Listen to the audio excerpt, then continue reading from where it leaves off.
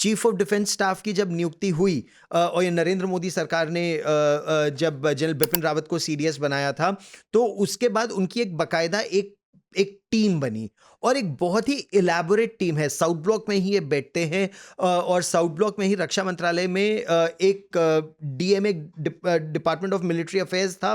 Department of military affairs के साथ साथ इनको एक काम दिया गया कि देखिए, आर्मी चीफ को युद्ध लड़ना है, तो आर्मी चीफ और उनके जो आर्मी कमांडर्स हैं या नेवल कमांडर्स हैं या एयरफोर्स कमांडर्स हैं, वो अभी अपना काम करते रहेंगे जिस तरह से कर रहे हैं, लेकिन एक अलग समिति बन रही है और ये समिति लॉजिस्टिक्स पे काम करेगी, ये ट्रेनिंग पर काम करेगी, ऑप लॉजिस्टिक्स जैसे ऑपरेशनल लॉजिस्टिक्स कहते हैं, उस पर काम करेगी। इनको एक बाकायदा एक रोड मैप दिया गया कि इनको क्या क्या करना है। ट्रेनिंग इनको अलग देखनी है, एडमिनिस्ट्रेशन इनको अलग देखना है, क्योंकि तीनों सेनाओं का एडमिनिस्ट्रेशन, कुछ तीनों सेनाओं के नियम अलग अलग हैं, पूरा कल्चर अलग अलग है, सबका कल्चर अलग अलग है, लेकिन अगर जब एक साथ काम करेंगे तो वो कल्चर एक करना होगा। उस पर अभी ये काम चल रहा है। अच्छा, मेरे समझ में एक चीज़ आई नहीं अभी भी। हम अभी बात करते हैं भारत में 3 सेनाएं हैं, वायु, थल, है ना, और नौसेना। जब ये थिएटर बन जाएंगे तो क्या सेनाएं नहीं रहेंगी या फिर सेनाएं रहेंगी, बल्कि अपने हिस्से कुछ बना के वो थिएटर्स में भेजेंगे जो वापस भी आ सकते हैं, ऐसा कुछ होगा? मैं स्वरूप नहीं समझ पाया हूं अभी भी। ये बहुत अच्छा आपका प्रश्न है। तो मान लीजिए आप चाइना बॉर्डर से डील कर रहे हैं। चाइना एक इमर्जिंग थ्रेट, एक बहुत बड़ा थ्रेट है आपके लिए, थ्रेट है वो, एक कांस्टेंट थ्रेट है। और हालांकि है ये थ्रेट 50 के दशक से, लेकिन हम वो हिंदी चीनी भाई भाई की सोच में फंसे रहे। 62 में हमें पहला झटका लगा, उसका उत्तर हालांकि हमने 67 में दिया और अलग अलग तरह से हम चाइना को उत्तर दे ही रहे हैं। और 2020 के बाद तो आप ये सोचिए कि आपके 50,000 सिपाही और उनके 50,000 सिपाही आईबॉल टू आईबॉल नहीं, लेकिन एक कॉन्फ्रंटेशन में है, कॉन्स्टेंटली है। लेकिन आर्मी अकेले जवाब नहीं दे सकती, नेवी अकेले जवाब नहीं दे सकती, एयरफोर्स अकेले जवाब नहीं दे सकती।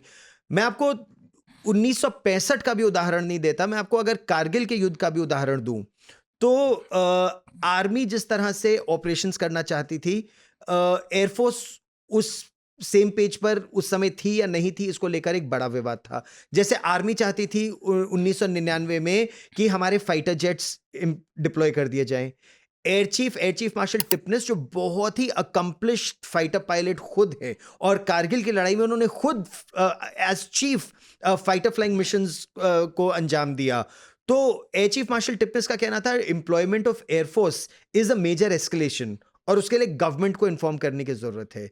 तो आप सोचिए, आर्मी चीफ और एयरफोर्स चीफ की सोच में अंतर था, सेम पेज पे नहीं थे। तो कोशिश यह है कि फ्यूचर वॉरफेयर में आपकी सोच एक सी हो।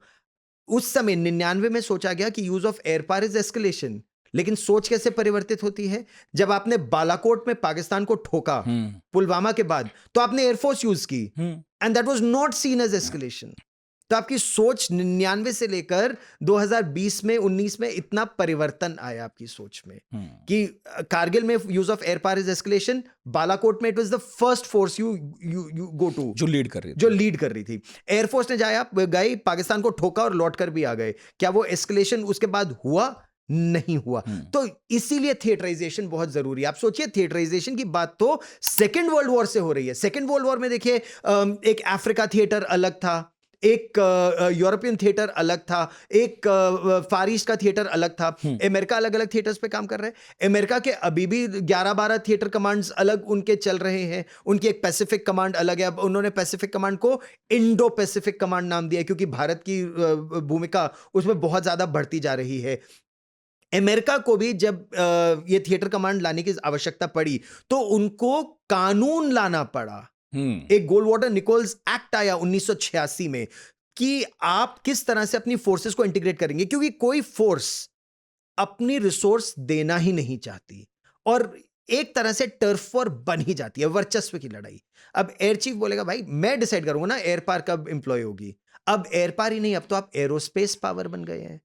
तो जब युद्ध बदल रहा है, युद्ध का फॉर्मेट बदल रहा है, और रशिया यूक्रेन वॉर हो या इजराइल हमास वॉर हो, यह आपको दिखाता है कि युद्ध कॉन्स्टेंटली बदलता है। तो आपको भी हर युग में बदलना पड़ेगा।